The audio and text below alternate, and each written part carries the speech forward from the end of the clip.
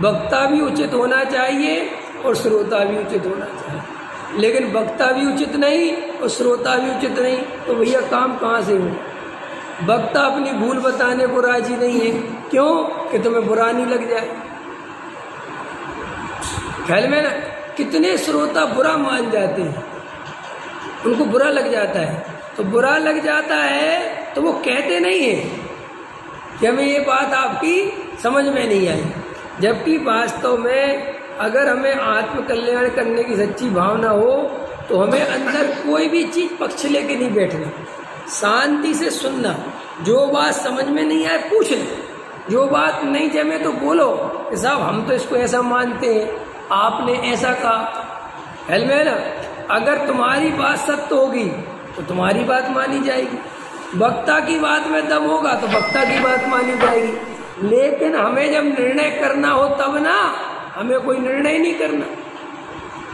जैसे हम डॉक्टर के पास जाते हैं, डॉक्टर ने हमें दवाई दी और हमें आराम नहीं लगा, तो हम क्या करते हैं? डॉक्टर के पास जाके बोलते हैं कि साहब हमें इस दवाई से कोई आराम नहीं है। अंत समझ में आया? ख्याल में आया? और तुम ऐसा करो कि बोलो तो हो नहीं और डॉक्टर बदलते रहो तो क्या होगा? ऐसे ही हम क्या करते हैं, ये वक्ता ठीक, दूसरा तो तीसरा, क्या होगा? इससे बीमारी नहीं मिटेगी, क्योंकि तुम अपनी बीमारी बताते ही नहीं हो। और बहुत सारे वक्ता तुम्हारी हाँ में हाँ मिलाएंगे, परंपरा की बातें करते रहेंगे, जैसा लिखा है वैसा बताते रहेंगे, उससे कुछ होने वाला नहीं है। क्यों नहीं होने वाला? क्योंकि भूल यहाँ नहीं है, भूल यहाँ है, भूल शास्त्र में नहीं है, भूल यहाँ है। और वो भूल तुम्हें जब तक तुम्हारे शब्दों में नहीं बताई जाएगी तब तक तुम्हें समझ में आने वाली। जैसे अपन देखो ये बताता हूँ, आत्मा अनादिकाल से मिथ्या दृष्टि है, जन्मों जन्मों से चार गति में घूम रहा है। मुकेश जी, इस जीव ने कभी आत्मा की ओर ध्यान नहीं दिया, ये जीव बहुत मान कसाई है, इसको कुछ खबर नहीं है, कसायों का सेवन करता रहता है। तुम्हें कुछ हो रहा है? आराम से सुना जा रहा है कि नहीं सुना जा रहा? सुना जा रहा तुमसे? बिल्कुल आराम से सुना। अब देखो, अब टोन बदलता हूँ। अरविंद जी नंबर 1 के मिथ्या दृष्टि है, इनको कुछ खबर नहीं है। मुकेश जी तीव्र मान कसाई है। अरुण जी भयंकर मायाचारी। अब तकलीफ हो रही कि नहीं हो रही? क्योंकि ये जीव की चर्चा नहीं चल रही अब अब मेरी चर्चा चल रही है। तो मैं जीव को कितनी गाली दूं, कोई लड़ने नहीं आता। और जैसे ही मैंने तुम्हारा नाम लेके बोल दिया तो तुरंत बोलोगे पंडित जी हमने आपका कोई खेत काटा, हमने क्या करा आपसे जो आप हमारा नाम लेते? जीव की ऐसी हालत है। तो इसलिए मैं तुम्हें नाम ले लेके भूल बता रहा हूँ, क्योंकि तब तो तुम्हें समझ में आएगा कि मेरी बात चल रही है। न वक्ता पद्धति वक्ता कैसे होते हैं, पढ़ाते जाएंगे, समझाते जाएंगे, यहाँ ऐसा वर्णन है, यहाँ ऐसा अपेक्षा ये कथन है, यहाँ पे ये कहा गया है, यहाँ पे ये कहा गया है, और तुम शांति से जैसे राम कथा सुनी तुमने? सुनी? कभी नहीं सुनी? राम कथा होती ना, कृष्ण कथा हिंदू परंपरा में, तो कैसी कथा होती है? नहीं सुनी? कोई बात नहीं सुनी तो कोई बात। उनमें कैसे कथा होती पता? ऐसे बैठ जाते सब लोग, आइए हम राम कथा करेंगे। अच्छा बढ़िया बढ़िया माइक लगे होते हैं, ठीक है कि नहीं? आप हमारे मर्यादा पुरुषोत्तम राम, ख्याल में आया कि नहीं आया? जिन्होंने अपने पिता के कहने पर, ऐसे चलता रहता है, श्रोता कोई विचार नहीं करता, वो राम और दशरथ में उलझा रहता है। और राम को जंगल हो गया, सीता उठा ली गई, ये हो गया, ये हो गया, ये हो गया, ये हो गया, ये हो गया। एकदम पूरी कथा सुनता है 8 दिन तक, मस्त हो गई। समझ गए? नहीं समझ गए? बस 8वें दिन कथा का समापन हो जाता है, वो घर चला जाता है। उसको ना राम से कोई लेना देना, बस वो ये कहता राम अच्छा आदमी था और रावण बुरा आदमी था, बस इतनी बात समझ में आ गई। ऐसे ही मिथ्या दृष्टि जीव बुरा है, सम्यक दृष्टि जीव अच्छा है कि नहीं? तुम्हें सब बात समझ में आती कि नहीं आती? कौन अच्छा बुरा है?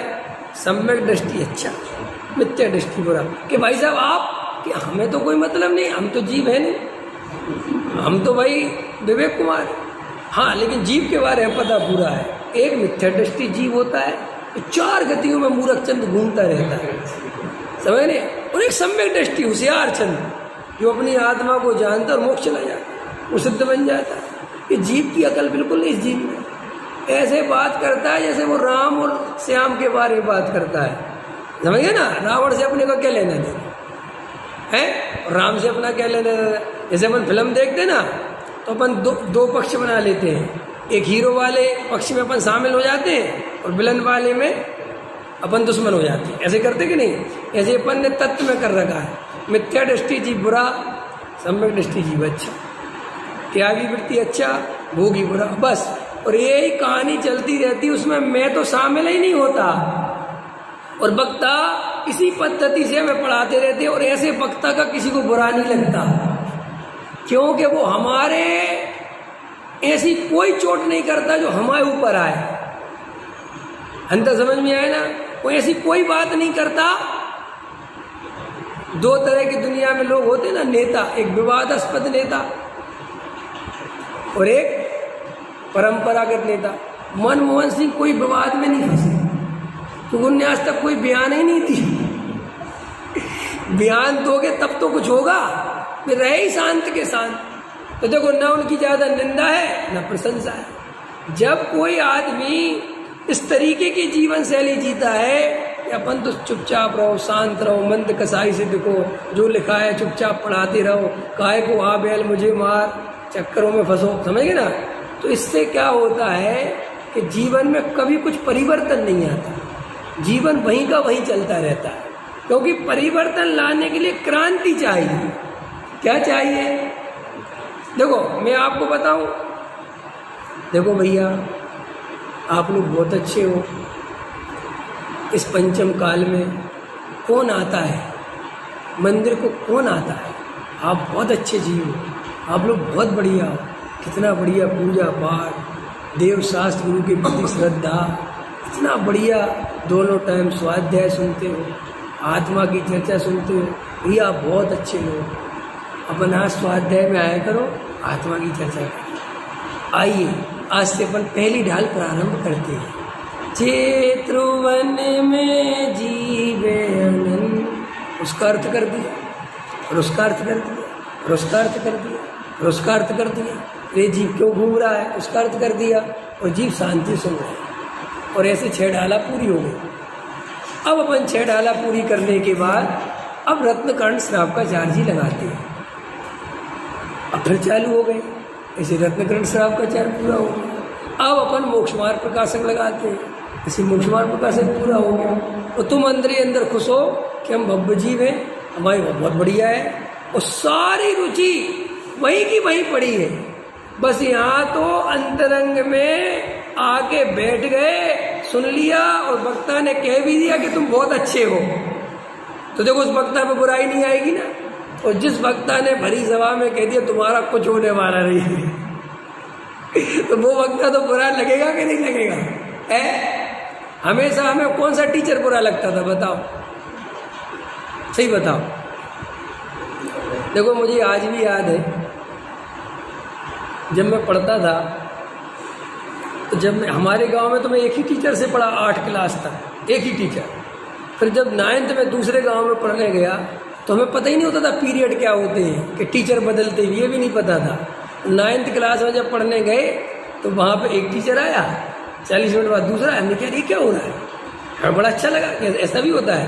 तो वहाँ के लड़के वो गाँव बड़ा था, वहाँ पे सब सिस्टमेटिक था, हमारा गाँव बहुत छोटा था। तो उसमें हम देखते थे, जो टीचर हमारा ज़्यादा हित चाहता था वो हमें डांटता था, और जो टीचर खाली नौकरी बजाने आता था वो तो अपने 40 मिनट पूरे किए। कोई बच्चा उद्यम कर रहा है तो करते रहो, कोई पढ़ रहा है तो पढ़ो, नहीं पढ़ना हो तो नहीं पढ़ो। वो तो खुल के कहता था, देखो जी हमें कोई लेना देने, मैं 40 मिनट पूरे करने, तुम जानो तुम्हारा काम।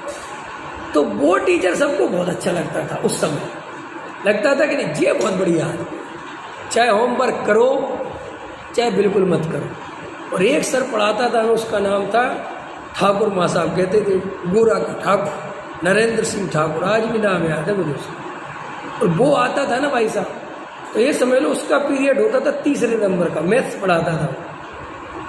और बच्चे हम लोग पहला पीरियड पढ़ रहे हैं, दूसरा पीरियड पढ़ रहे हैं, उस जो पढ़ा रहा है उसको सुना ही नहीं रहे।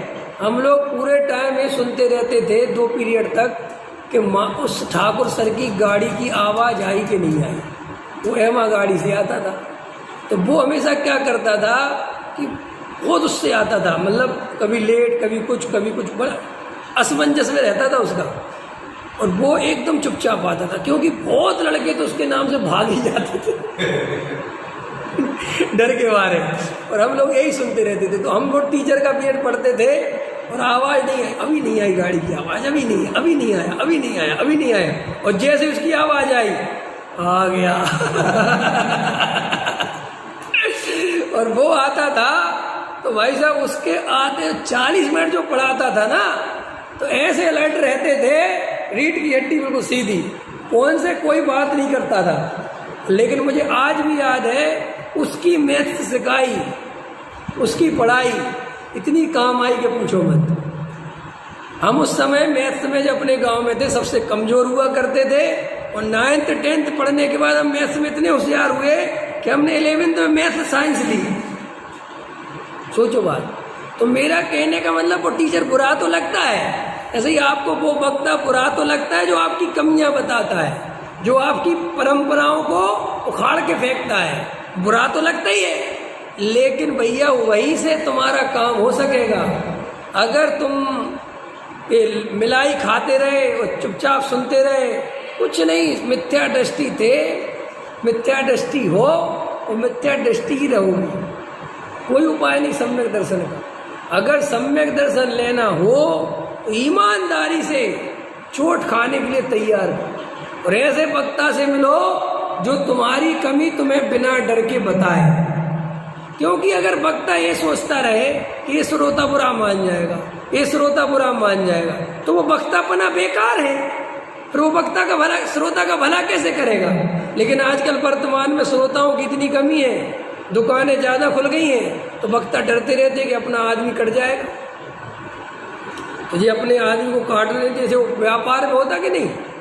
आजकल व्यापारी बेचारे बहुत कमजोर पड़ गए, पहले ताकतवर होते थे, कमजोर क्यों पड़ गए।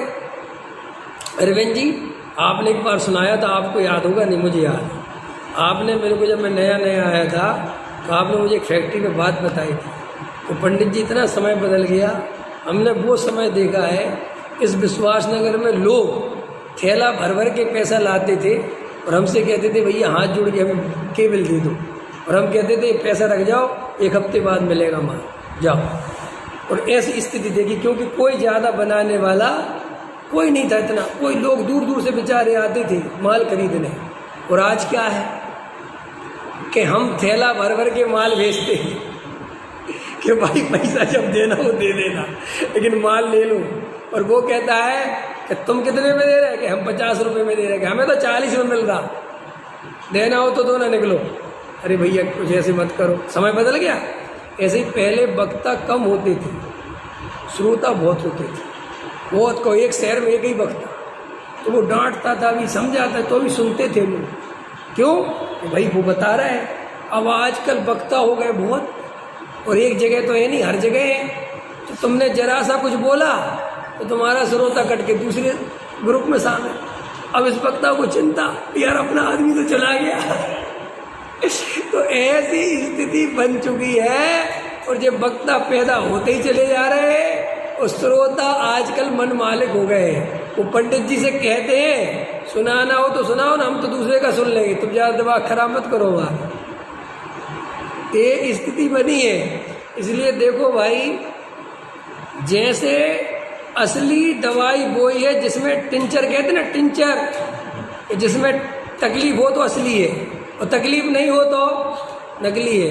ऐसे ही जिस प्रवचन में तुम्हें तकलीफ होती हो, समझ लेना ये आदमी कुछ खतरनाक बात कर रहा है, तकलीफ बहुत होती है। और जिसमें तुम्हें ना तकलीफ होती हो ना आनंद आता हो, बस टाइम पूरा होता हो, समझ लेना यहाँ हमारा कुछ भी नहीं हो रहा है। विचार करना।